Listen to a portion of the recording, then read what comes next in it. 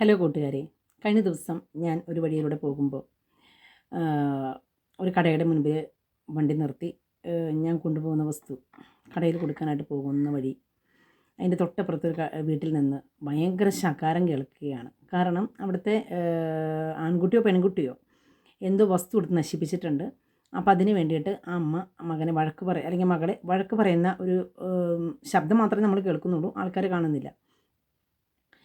അപ്പോൾ നിന്നോട് പറഞ്ഞതനുസരിക്കണം, നിന്നോട് എത്ര പ്രാവശ്യം പറഞ്ഞാൽ അച്ചടക്കം എന്ന് പറയുന്നത് നിനക്കില്ല, എടുത്ത സാധനങ്ങൾ എടുത്തു കൊടുത്ത് വെക്കില്ല, ഇങ്ങനെയൊക്കെ പറഞ്ഞ് ഒരുപാട് കാര്യങ്ങൾ അങ്ങനെ പറഞ്ഞുകൊണ്ടിരിക്കുക. സർവ്വസാധാരണമായിട്ട് എല്ലാ അമ്മമാരും പറയുന്നൊരു കാര്യമാണ്, ഞാനും പറഞ്ഞിട്ടുണ്ട്.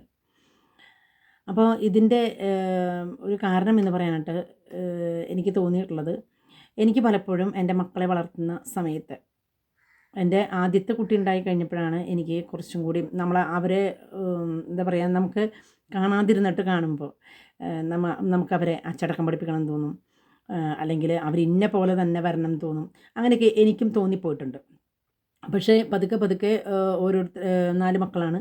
അപ്പോൾ ഓരോരുത്തരായിട്ട് വന്നു കഴിഞ്ഞപ്പം എനിക്ക് എൻ്റെ മെൻറ്റാലിറ്റിയിൽ തന്നെ മാറ്റം വന്നു. കാരണം എന്താണെന്ന് വെച്ചിട്ടുണ്ടെങ്കിൽ, നമ്മൾ പറഞ്ഞു വെച്ചിരിക്കുന്ന കുറേ കാര്യങ്ങൾ, അതായത് നമ്മൾ പറയും കാലത്ത് എഴുന്നേൽക്കണം, ഇന്ന പോലെ ചെയ്യണം, അങ്ങനെ അവർ ടൈം ടേബിൾ ഇട്ട് വളർത്തി വന്നാൽ അവർക്ക് അവരുടെ ചോയ്സ് നഷ്ടപ്പെടാണ്. കാരണം വെച്ചിട്ടുണ്ടെങ്കിൽ അവർക്ക് അഭിപ്രായം പറയാനുണ്ട്, അവർക്ക് എന്താ പറയുക, അവരുടേതായിട്ടുള്ള കാരണം വെച്ചിട്ടുണ്ടെങ്കിൽ അവർക്കൊരു ഇടം കൊടുക്കണം. കാരണം നമ്മുടെ വീട്ടിൽ ഒരു കാര്യം ചർച്ച ചെയ്യുന്ന സമയത്ത് നമ്മൾ പറഞ്ഞതിൻ്റെ ബാക്കി പറയാനായിട്ട് അവർ വെമ്പൽ കൊള്ളുന്നുണ്ടെങ്കിൽ അവർക്കൊരു അവസരം കൊടുക്കുക.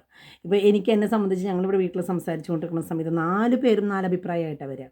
അപ്പോൾ ഞങ്ങൾ 2 പേരും കൂടി പറയും. ആദ്യം ഓരോരുത്തരായിട്ട് പറയും അവരവരുടെ അഭിപ്രായങ്ങൾ. കാരണം ഒരു വ്യക്തിക്ക് തോന്നുന്നതല്ല വേറൊരു വ്യക്തിക്ക് തോന്നുന്നത്. അപ്പോൾ നമ്മൾ എന്തെങ്കിലും ഒരു കാര്യം ചർച്ച ചെയ്യുന്ന സമയത്ത് 4 പേരും കൂട്ടത്തിൽ കൂടെ വരുമ്പോൾ സമയത്ത് പറയും, ഓരോരുത്തരായിട്ട് പറയാൻ പറയും. അപ്പോൾ അത് അവർക്കൊരു അവസരം നമ്മൾ കൊടുക്കുകയാണ്. അതുപോലെ അച്ചടക്കത്തിൻ്റെ കാര്യം, നമ്മൾ എത്ര അച്ചിലിട്ട് വാർത്തു എന്ന് പറഞ്ഞാലും ഓരോ വ്യക്തികൾക്കും ഓരോ സ്വഭാവ രീതിയാണ്. ഇപ്പം ഇവിടെ ചേട്ടനെ സംബന്ധിച്ച് എടുത്ത സാധനങ്ങൾ എടുത്ത് കൊടുത്ത് വയ്ക്കണം, അല്ലെങ്കിൽ കറക്റ്റ് അല്ലാതെ കിടക്കുന്നതൊന്നും പുള്ളിക്ക് ഇഷ്ടമല്ല.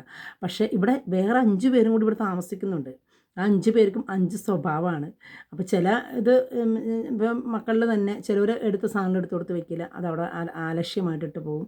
അത് കാണുമ്പോൾ മറ്റൊരാൾ അതിന് വേണ്ടി തല്ലുപിടിക്കും. അതൊക്കെ സർവ്വസാധാരണമായിട്ട് ഓരോ കുടുംബങ്ങളിൽ കടന്നു വരുന്നതാണ്. പിന്നെ നമുക്ക് പറഞ്ഞു കൊടുക്കാം, ഇന്ന പോലെ ചെയ്യണം, ഇത്ര മണിക്ക് നീ എഴുന്നേറ്റാൽ ഇത്ര മണിക്ക് നിൻ്റെ കാര്യങ്ങൾ കഴിച്ച് നിനക്ക് ക്ലാസ്സിൽ പോകാൻ പറ്റും, അല്ലെങ്കിൽ പഠിക്കാൻ പറ്റും, അല്ലെങ്കിൽ ടൈം ടേബിൾ ഇട്ട് നീ പഠിക്കുകയാണെങ്കിൽ നിനക്ക് കുറച്ചുകൂടി ഇമ്പ്രൂവ്മെൻ്റ് ആവാൻ പറ്റും. അതൊക്കെ നമ്മൾ സജസ്റ്റ് ചെയ്ത് കൊടുക്കുന്ന ഒരു കാര്യം. വേറൊരു കാര്യം എന്ന് പറയുന്നത്, പഠനത്തിൻ്റെ മേഖലയിൽ ഇന്ന് വരെ എനിക്കത് ഇഷ്ടമില്ലാത്തൊരു കാര്യം. കാരണം എൻ്റെ അപ്പച്ചൻ പലപ്പോഴും പറഞ്ഞു കേട്ടിട്ടുള്ളതാണ്, കഷ്ടപ്പെട്ട് കൊണ്ടുവന്നു കഴിഞ്ഞിട്ട് നിന്നെയൊക്കെ പഠിപ്പിക്കുന്ന നേരം കൊണ്ട് അത് എൻ്റെ കയ്യിൽ കുറേ വികൃതികളുണ്ടായിരുന്നു, ഒരു വാഴ വയ്ക്കണതാണ് നല്ലതെന്ന് എന്നോട് പറഞ്ഞിട്ടുണ്ട്. കാരണം എന്താണെന്ന് വെച്ചിട്ടുണ്ടെങ്കിൽ അതുപോലെ കുറുമ്പത്തിയായിരുന്നു ഞാൻ. അപ്പോൾ പക്ഷെ അത് ഒരുപാട് പ്രാവശ്യം കേൾക്കുമ്പോൾ കുട്ടി എന്ന എൻ്റെ മനസ്സിൽ വളരെയേറെ വേദനയാണ്. കാരണം എന്താണെന്ന് വെച്ചിട്ടുണ്ടെങ്കിൽ പിന്നെ ഇടയ്ക്കിടയ്ക്ക് എൻ്റെ സ്വഭാവ രീതി കാണുമ്പോൾ അഹങ്കാരി എന്ന് വിളിക്കുമായിരുന്നു. അപ്പോൾ അതൊക്കെ എൻ്റെ കുഞ്ഞു മനസ്സിൽ ഭയങ്കര വേദനയായിരുന്നു. പക്ഷെ വളർന്നു വന്നു കഴിഞ്ഞപ്പോഴാണ് ഞാൻ അതേ സ്റ്റേജിലൂടെ കടന്നു വന്നപ്പോഴാണ് എന്താണ് അങ്ങനെ വിളിക്കാൻ കാരണം, അല്ലെങ്കിൽ അതങ്ങനെ വിളി വരുന്നത് എന്തുകൊണ്ടാണ് എന്നൊക്കെ എൻ്റെ ജീവിതത്തിൽ ഞാൻ മനസ്സിലാക്കിയത്. അപ്പം അതേ സംബന്ധിച്ച് എനിക്ക് വന്ന കുറേ നെഗറ്റീവ് കാര്യങ്ങൾ അതൊരിക്കലും എൻ്റെ മക്കൾക്ക് വരരുത്. അത് ഞാൻ ആഗ്രഹിക്കുന്നൊരു കാര്യം. അപ്പോൾ ഇവരോട് ഞാൻ പറഞ്ഞിട്ടുണ്ട്, പഠിക്കാനായിട്ട് ദൈവം കഴിവ് തന്നിട്ടുണ്ടോ നിങ്ങൾ പഠിച്ചിരിക്കണം.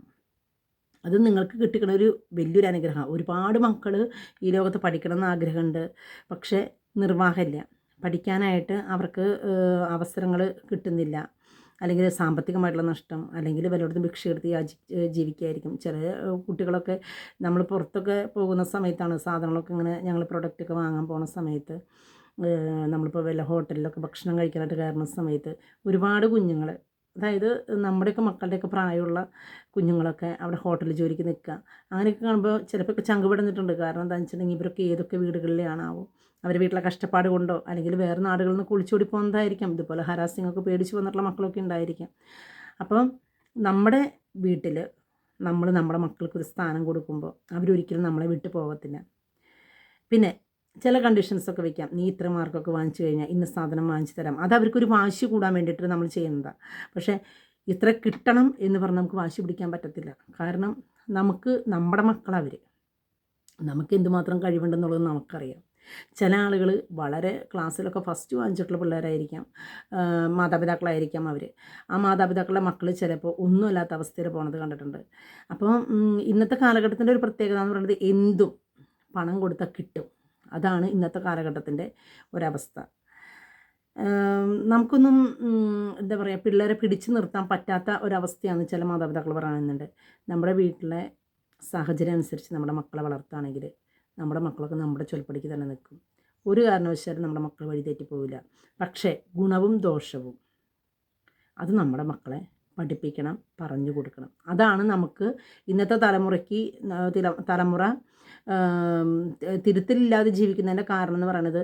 മക്കൾ പോകുന്നു, മക്കളിപ്പോൾ 2000 രൂപ ചോദിക്കണമെങ്കിൽ അത് എടുത്ത് കൊടുക്കുകയാണ്. കാരണം എന്താണെന്ന് വെച്ചിട്ടുണ്ടെങ്കിൽ എൻ്റെ മക്കളിങ്ങനെ 2000 രൂപ കിട്ടിയില്ലെങ്കിൽ അവൻ എന്തെങ്കിലും ചെയ്താലോ. ഇങ്ങനെ പേരൻസ് ചെയ്യുന്നതുകൊണ്ടാണ് പല കുട്ടികളും വഴിപിഴച്ചു പോണത്.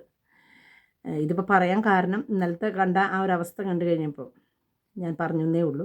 പിന്നെ കൂടുതലും നമ്മുടെ മക്കളെ മറ്റുള്ള പിള്ളേരായിട്ട് താരതമ്യം ചെയ്യാതിരിക്കുക. കാരണം കൂടെ പഠിക്കുന്ന പിള്ളേരെയും അപ്പുറത്തെ വീട്ടിലത്തെ പിള്ളേർ ഇപ്പുറത്തെ വീട്ടിലെ പിള്ളേരൊക്കെ പറഞ്ഞിട്ട് അവരെ കണ്ടുപിടി ഇവരെ കണ്ടുപിടി, ദയവ് ചെയ്ത് അങ്ങനെ പറയാതിരിക്കുക നല്ലത്. കാരണം അങ്ങനെ കണ്ടുപഠിക്കാൻ പറഞ്ഞ ആൾക്കാർ മുഴുവൻ നശിക്കുകയും ഈ പഠിക്കപ്പെടേണ്ട പിള്ളേർ ഉന്നതങ്ങളിൽ എത്തുകയും ചെയ്തിട്ടുണ്ട്.